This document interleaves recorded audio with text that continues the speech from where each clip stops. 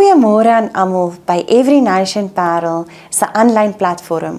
Jy is so welkom hierso. Ek hoop jy is lekker kinders warm onder 'n kombersie op hierdie koue dag en skuif 'n bietjie nader vir vandag se diens.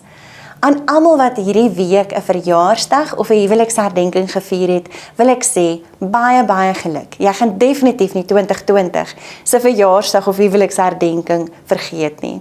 Ek hoop dit was 'n baie spesiale dag vir jou gewees. Ons wil graag vra dat julle asseblief saam met ons moet bid vir ons span wat uitreik na Medikliniek Parel. Ons het regtig gebed nodig daar. So as jy onthou asseblief, bid saam met ons vir daardie span. Dan wil ons sê baie dankie aan almal wat al reeds gegee het vir Helplift. Dit help baie. Julle al die klere en al die donasies, ons waardeer dit vreeslik baie, maar die behoefte is nog steeds groot. So ons vra, as jy nog steeds kan gee, ons waardeer dit opreg. Nou wil ek vir elkeen vra, maak jou hart oop, vra vir Heilige Gees om in te kom, en kom en geniet die lofprysing en aanbidding saam met ons. Goeiemôre familie, ons is so bly om by mekaar te wees vanoggend, waar ons aan tyd spandeer in God se teenwoordigheid, om saam te sing, om te lof en te prys. God sê in sy woord dat elkeen wat moeg is moet na hom toe kom. Hy gee vir ons rus. So kom ons vat hierdie tyd saam as 'n gesin en ons spandeer dit in God se teenwoordigheid. Kom ons bid saam. Hemelse Vader, ons wil U loof en prys en eer vanoggend net vir wat U doen in ons lewens. Dankie dat U betrokke is, Here, en dat U vir ons rus gee, vir elkeen van ons. Ons bid in die tyd waar ons U gaan aanbid vanoggend, dat U ons sal ontmoet. Dankie daarvoor in Jesus naam. Amen.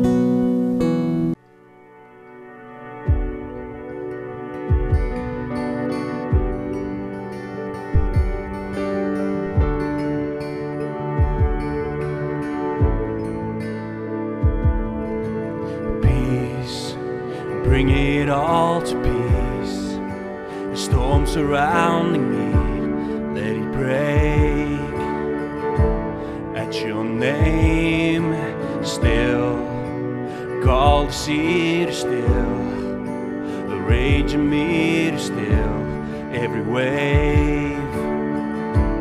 At your name, Jesus, Jesus. You make the darkness tremble, Jesus, Jesus. You silence fear, Jesus, Jesus. You make the darkness tremble, Jesus, Jesus. Breathe, call these bones to live, call these lungs to sing.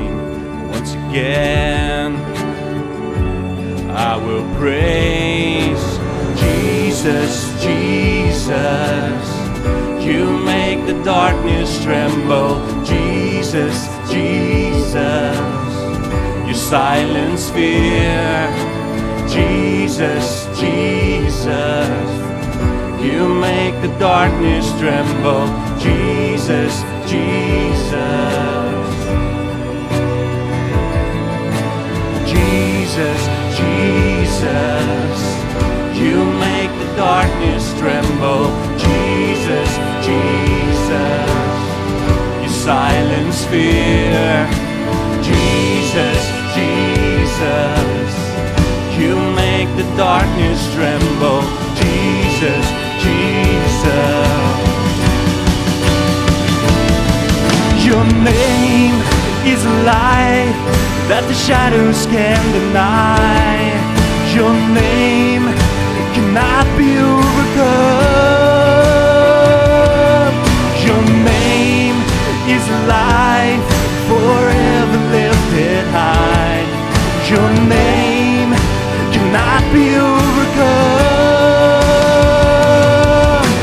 Jesus, Jesus, you make the darkness tremble, Jesus, Jesus. You silence fear, Jesus, Jesus. You make the darkness tremble, Jesus, Jesus.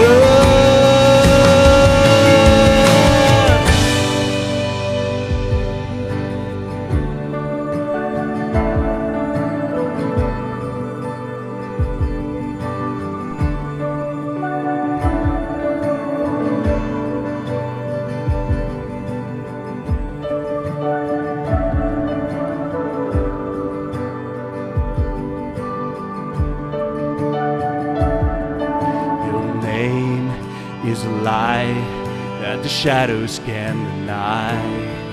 Your name cannot be overcome. Your name is life forever lifted high. Your name cannot be overcome. Your name is a light that the shadows can deny. Your name cannot be overcome. Your name is a light forever lifted high.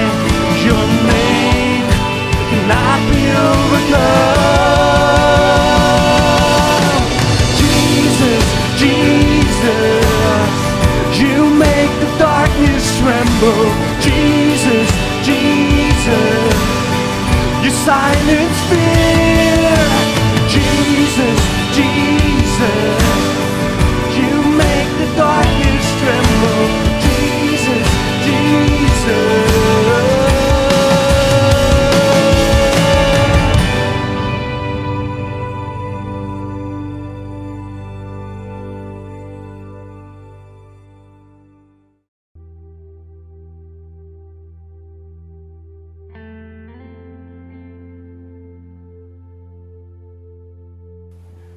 Goeiemôre, Every Nation Parel. Vriende, dit is vir my 'n voorreg om vanoggend weer saam met julle te kan wees en sommer net 'n gedeelte van God se woord vanoggend weer met julle te kan kom deel. Ek's opgewonde oor dit wat die Heilige Gees vanoggend wil doen. Al is ons nie fisies by mekaar nie, is daar steeds elke keer in my hart 'n verwagting dat deur die waarheid van God se woord ons lewens gaan verander. Deur die waarheid van God se woord dat hy ons harte gaan kom aanraak en ons uitkyk gaan verander. En dit kan nooit gebeur dat ons so gemaklik raak rondom die woord van God dat ons nie meer daai verwagting het nie. Al is ons nie fisies by mekaar nie en al sit jy dalk nog vanoggend in jou pyjamas, moet jy weet dat die Heilige Gees is hier om te werk. En moet jy weet dat die woord van God is steeds lewend en kragtig en skerper as enige tweesnydende swaard en het dit vanoggend die potensiaal om jou hele lewe te kom omdraai, te kom omkeer. Voor ons begin, kom ons bid sommer net lekker saam. Vader, ons sê vanoggend vir u dankie vir u goedheid en vir u liefde. Vader, dankie dat ons vanoggend in u teenwoordigheid kan wees. Elkeen in ons huise, op ons plekke, op 'n foonskerm, op 'n TV se skerm, Here, maar ons weet dat u is by ons. Here, want u woord sê dat daar waar u woord gelees word, daar waar u woord oopgemaak word, daar is u. Waar ons in u naam bymekaar kom, vergader, daar is u, Here, by ons, in ons midde. En Heilige Gees, ons verwelkom u vanoggend. En ons kom bid dat u met elkeen van ons sal kom praat. Dat u ons sal kom ontmoet, net daar waar ons is. Dat u ons harte sal kom oopmaak, ons oë sal kom oopmaak, om te sien wie u is. En dat ons lewens uitkyk, vanoggend sal verander, volgens die waarheid van die woord. Ons prys u in die naam van Jesus. Amen, amen, amen. Right, nou, vanoggend gaan ons aan met ons reeks oor die briewe aan die kerk. En ek moet eerlik wees met julle dat hierdie reeks was regtig so goed vir my hart. Hierdie reeks was vir my so lekker en ek het my studie, persoonlike Bybelstudie by die huis deur hierdie briewe so geniet. Want kom ons wees met mekaar eerlik, daar is iets spesiaal wanneer Jesus self met sy gemeentes kom praat. Die Bybel is vol boodskappe van God deur die Heilige Gees aan gemeentes en aan individue en aan kerke. Maar daar bly tog iets spesiaal wanneer Jesus self en direk met sy kerk kom praat. En dit is wat ons het hier in Openbaring. Want kom ons wees eerlik, wat gesê word is net so belangrik soos wie dit sê. En wie iets sê, is net so belangrik soos wat gesê word. So in hierdie briewe van Openbaring het ons hierdie patroon waar Jesus ons die hele tyd herinner wie dit is wat praat. Hy sê die hele tyd, dit is ek, die een wat heers, die een wat regeer, die een wat genade gee, die een wat my lewe neergelê het, die een wat aan die kruis vir jou en my gesterf het. Dit is ek wat met jou praat. En die tweede gedeelte, die tweede patroon wat in al hierdie briewe uitkom, is die frase waar Jesus vir ons sê, ek ken julle. Ek ken julle werke, ek weet wat julle doen, ek is nie ver van julle af nie, ek is naby julle, en dit bemoedig my hart vanoggend, dat hierdie patroon in hierdie briewe van Openbaring, bly herhaal, Jesus herinner ons wie dit is wat praat, en dan sê hy, ek is by julle. Ek sien julle, ek ken julle. Reg van die begin af, in Openbaring 1, waar Jesus vir Johannes sê, skryf hierdie briewe aan die kerk. Herinner hy ons aan wie hy is. Hy sê, ek is die geloofwaardige getuie. Ek is die heerser van die konings van die aarde. En dan sê hy, ek is die een wat my lewe neergelê het vir jou. Ek is die een wat jou skoon kom was het in my bloed. Dit is wie hy is. En voordat Jesus enige boodskap vir enige een van hierdie kerke kom gee, herinner hy hulle aan wie hy is. Herinner hy hulle aan wie dit is wat praat en wat die motief is. Wat hy kom sê is, ek is die een wat jou lief het.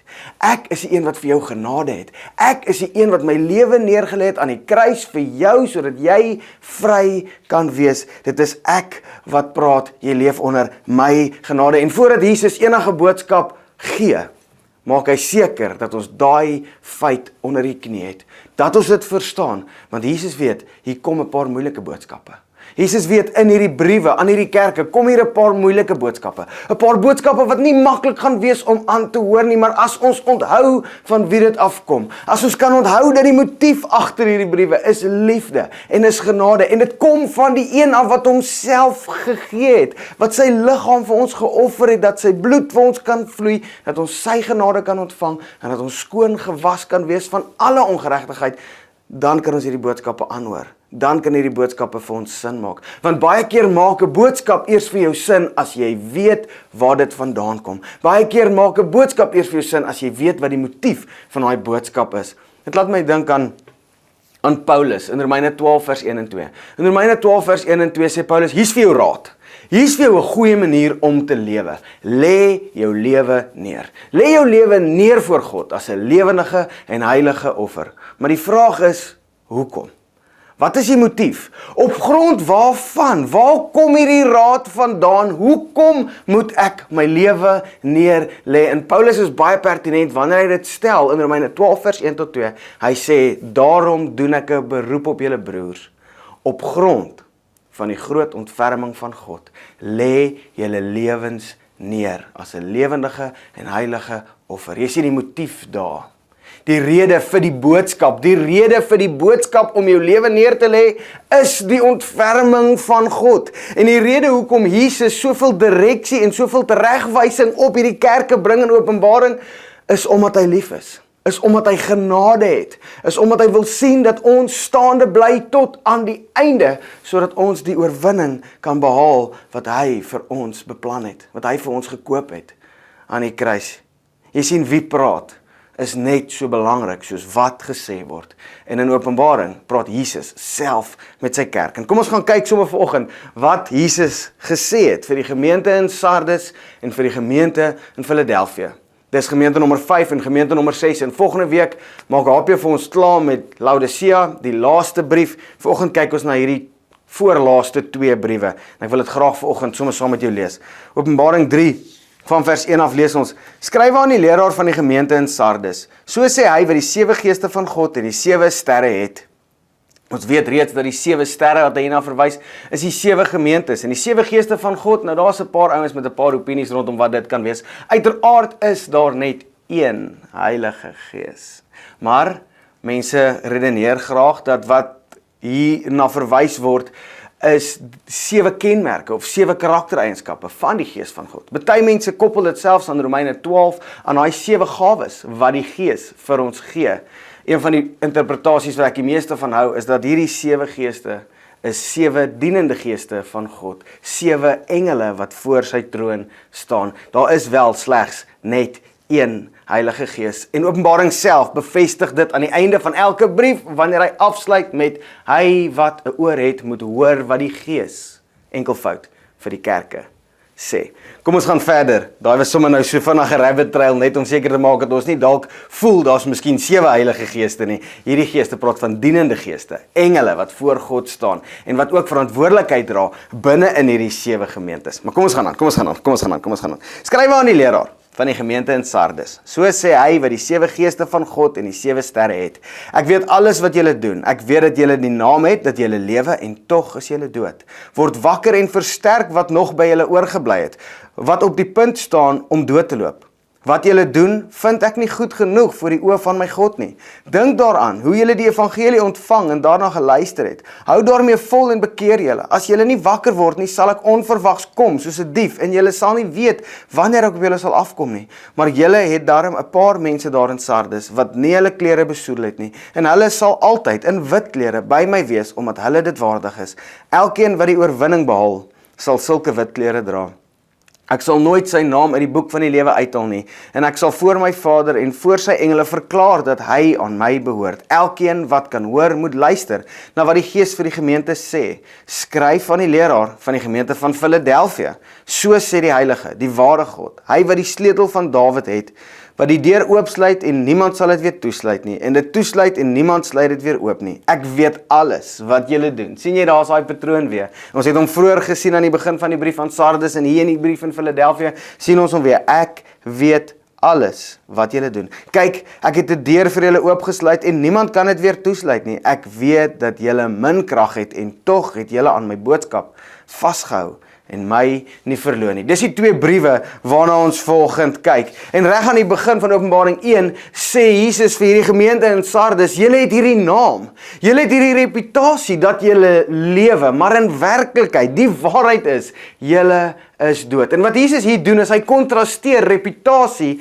met karakter. Jy sien, reputasie is wat mense dink jy is. Reputasie is wat jy al gedoen het, en op grond van wat jy al gedoen het, bou jy 'n reputasie, en dit word wat mense dink jy is. Maar karakter is iets totaal anders. Karakter is wat jy nou doen. Karakter is wie jy nou is. En Jesus kontrasteer hierdie twee met mekaar. Hy sê dit is moontlik vir jou om 'n naam te hê, om 'n reputasie te hê, dat jy lewe, maar in werklikheid is jy dood. Dit is moontlik vir jou om in reputasie lewendig te wees, maar in karakter dood. Want reputasie is net wat mense dink jy is. Karakter is wie jy regtig is. En Jesus kontrasteer hierdie twee, want vir Jesus was reputasie nog nooit so belangrik soos karakter nie. Jesus se eie reputasie op aarde was nie fantasties nie. Hy was 'n wynsuiper en 'n vraat, en hy het saam met die sondaars gekuier, maar die reputasie van ons lewens is nie waarvoor ons leef nie. Wat mense dink ons is, die naam wat ons na buite toe dra, is nie waarvoor ons leef nie. Ons leef vir karakter, om in integriteit voor God te kan stap. En ek wil nie leef op 'n naam wat ek lank terug vir myself gebou het nie. Ek wil nie leef op 'n reputasie of 'n naam van die goeders wat ek lank terug gedoen het nie. Ek wil lewe in karakter op grond van die goed wat ek vandag nog doen. Maar hier in Openbaring 3 is daar 'n probleem. Hier is hierdie gemeente met 'n naam dat hulle lewe, maar in werklikheid is hulle dood. In Openbaring 3 vers 2 en 3 gee Jesus die oplossing vir hierdie probleem. Die probleem is, mense dink julle leef, maar julle is dood. Die oplossing, sê Jesus, lyk so: word wakker en versterk wat nog by julle oorgebly het. Jy sien, hier is nog 'n kans. Word wakker en versterk wat nog by julle oorgebly het. Dit wat op die punt staan om dood te loop. Wat julle doen, vind ek nie goed genoeg vir die oë van my God nie. Dink daaraan, hoe julle die evangelie ontvang en daarna geluister het. Hou daarmee vol en bekeer julle. Dit is die raad, dit is die oplossing wat Jesus het vir hierdie probleem van 'n reputasie wat een ding sê, maar 'n werklikheid wat baie anders lyk. Jesus sê vir hulle, die oplossing is word wakker en versterk dit wat nog by julle oorbly. Onthou hoe julle die evangelie ontvang het, en dan hou julle daarmee vol en bekeer julle. Julle het nog 'n kans om hierdie ding reg te maak. In essensie is hierdie 'n boodskap wat sê hou vol. In essensie is hierdie 'n boodskap wat sê volhard. Eindig sterk, moenie ophou nie, bly staande. En dit is nogals 'n tema wat baie wyd versprei deur al hierdie briewe van Jesus is. Aan die einde van meeste van hierdie briewe sê Jesus, hy wat staande bly tot aan die einde sal beloon word. Hy wat volhard sal die kroon en die kleed ontvang. Hier's 'n boodskap hier binne wat sê, moenie net begin nie, moenie net wegtrek nie, maar maak ook klaar. Moenie net wegspring nie, maar druk ook deur. Volhard, maak dit klaar, want volharding is van kritiese belang, en Jesus maak dit pertinent in meeste van hierdie briewe, want Jesus weet, baie sal begin, maar min sal klaarmaak. Baie mense sal wegtrek in hierdie koninkryk. Baie mense sal hierdie woord van die evangelie en van die koninkryk en van die offer van Jesus vir ons lewens met blydskap ontvang. Baie sal dit aanhoor en dink is fantastiese nuus, maar min sal dit deurleef tot aan die einde. Baie sal begin, min sal klaarmaak. Baie sal dit hoor en dit met liefde aanneem en aangryp, maar min sal vrug dra. En Jesus self sê dit, wanneer hy vir ons die gelykenis van die saaier vertel. Het jy al ooit daaraan gedink dat in die gelykenis van die saaier word die woord, die waarheid van die evangelie, gesaai as 'n saad, en dit val op 4 verskillende tipes grond. Die eerste tipe grond waarop dit val is 'n klipharde pad, en die duiwel kom verby, of die voëls van die lug, maar die duiwel kom verby en hy steel daai saad onmiddellik. Soos wat dit val, dit kry nog nie eers kans om in die grond te lê nie, dit kry nie eers kans om te ontkiem nie, soos wat dit val, so word dit weggesteel. Maar dan is daar 3 ander tipes grond, en in die 3 ander tipes grond sien ons saad wat val op 'n klipbank, in vlak grondjies, en die woord sê dit begin groei. Dis gebore, dit begin groei, maar sodra die son en moeilike tye op dit val, dan gaan dit weer dood. Die tweede een is die saad wat val tussen die onkruid, en dit sê ook, dit begin groei, maar die sorge van die lewe en die verleidelikheid van die rykdom druk dit dan dood. En die laaste saad is die saad wat in goeie grond val. Dis waar ek en jy wil wees. Dit is die saad wat in goeie grond val, groei, aanhou groei, volhard, deur die groeipyne werk en op die einde van die dag vrug produseer. Jy sien uit 'n gelykenis waar Jesus ons reaksie op sy woord beskryf, gee hy vir ons 4 kategorieë.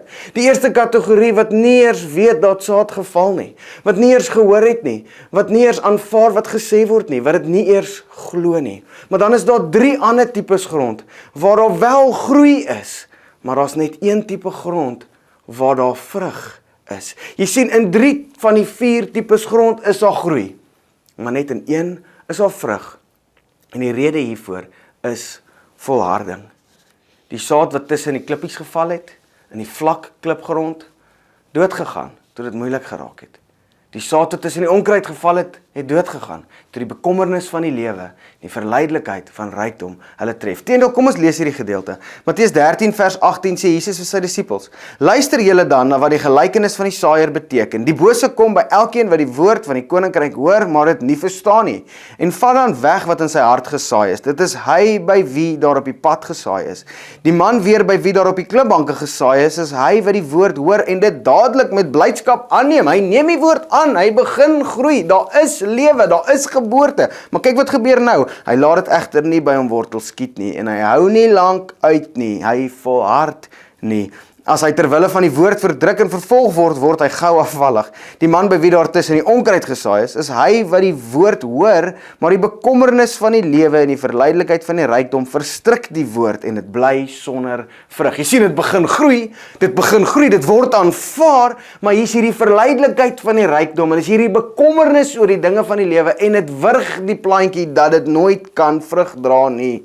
Die man by wie daar op goeie grond gesaai is hy wat die woord hoor en dit verstaan. Hy dra inderdaad vrug en lewer 'n oes, soms 100voudig, soms 60voudig en soms 30voudig. Jy sien, volharding is belangrik om vrug te dra in hierdie koninkryk. En die boodskap van Jesus aan Sardes is, julle het hierdie reputasie dat julle lewe, maar in werklikheid lewe julle nie, maar waarheen ek julle wil roep is na volharding. Waarna ek julle wil roep is om vas te byt. Waarna ek julle wil roep is om te versterk dit wat nog by julle oorgebly het. Gaan dink weer, gaan onthou weer hoe ek die evangelie ontvang het, hoe die waarheid van die boodskap van Jesus Christus my vry gemaak het. Gaan onthou dit, gaan maak sterk dit wat lam en pap hang, en gaan bekeer jou, want jy het nog 'n kans. Volharding is krities belangrik. En in Hebreërs 12 is die skrywer besig om vir ons te verduidelik, hoe lyk volharding? Hoe leef ons in volharding? Ek's mal oor Hebreërs 12. Dis 'n hoofstuk wat jy gerus ten minste 1 keer 'n maand of 1 keer in 'n jaar kan lees, om jouself te herinner, hoe lyk volharding? Hy sê daar, terwyl ons dan so 'n groot skare geloofsgetuies rondom ons het, laat ons elke las van ons afgooi, ook die sonde wat ons so maklik verstrik, en laat ons die wedloop wat vir ons voorlê met volharding hardloop. Die oog gefestig op Jesus, die begin en volëinder van die geloof. Terwille van die vreugde wat vir hom in vooruitsig was, het hy die kruis verduur, sonder om vir die skande daarvan terug te deins, en hy sit nou aan die regterkant van die troon van God. Hou hom voor oë wat so 'n vyhandige optrede van die sondaars teen hom verdra het, dan sal julle nie geestelik moeg word en uitsak nie. Hy sê hierso, as ons vir Jesus voor oë hou, as ons elke las afgooi wat ons so maklik verstrik, selfs die son, hy sê, dan sal ons nie geestelik moeg word nie. Hou Jesus en sy woord voor oë. Hou hom voor jou. Kyk na sy voorbeeld, kyk na wat hy gedoen het, dan sal jy nie geestelik moeg word nie. En ek wil nog so een klein stukkie lees in Hebreërs 12, van vers 11 af sê hy, wanneer ons getug word, en dit laat my dink aan wat in hierdie briewe gebeur. In hierdie briewe wat Jesus skryf in Openbaring vir die kerke, word daar baie tug uitgedeel. Hier word nogals pakslaag gegee. Hier word 'n paar baie reguit probleme aangespreek en 'n paar goed word reguit in 'n paar manne se gesigte gesê van die lewe wat hulle nou leef. Ek dink aan Sardes. Kan jy dink jy staan eendag voor die pearly gates? Jy staan eendag voor die troonkamer van die hemel. Jy staan voor die troonkamer van God en Jesus kom sê vir jou, dit wat jy gedoen het is nie goed genoeg vir die oë van ons God nie. Dit klink soos tug en dit klink swaar om te sluk. Maar onthou wie dit gesê het, daar is genade. En luister gou hier, wanneer ons getug word, lyk die tug op daardie oomblik nie na iets om oor bly te wees nie, maar om oor te huil.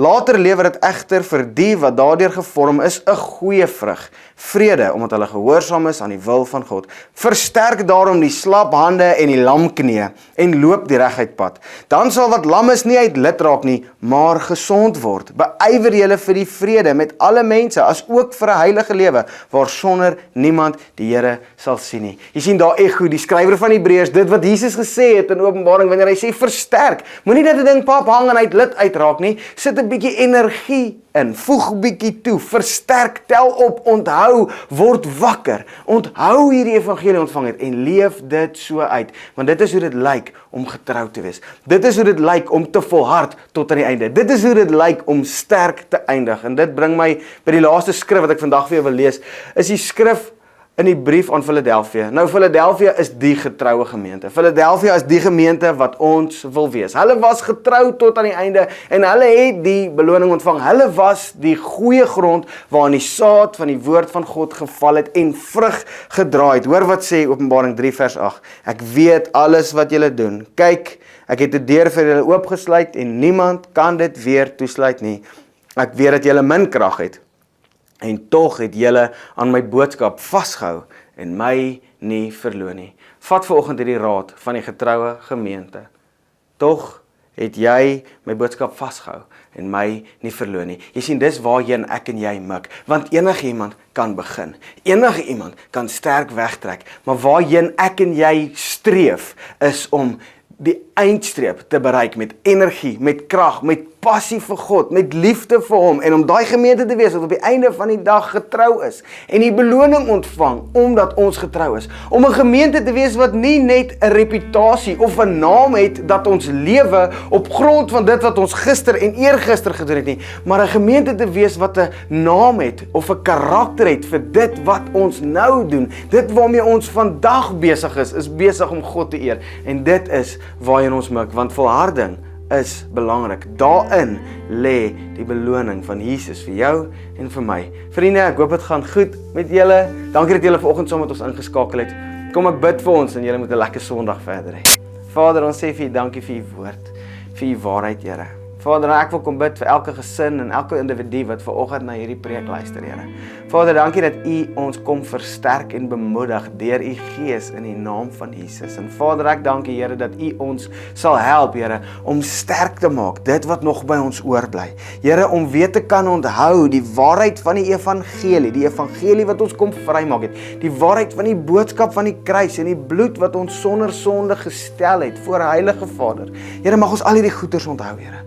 En mag ons volhard, mag ons groei en mag ons bereik dit wat u wil hê ons moet bereik. En Vader, ons gebed en ons begeerte is dat ons 'n gemeente soos Philadelphia sal wees. Here, 'n gemeente wat nie noodwendig verskriklik krag gehad het nie, maar wat getrou gebly het aan u boodskap en u nie verloon het nie. Dit is wie ons wil wees. Here, daai saad wat in goeie grond geval het en wat vrug dra, 30, 60 en 100voudig in Jesus naam. Amen.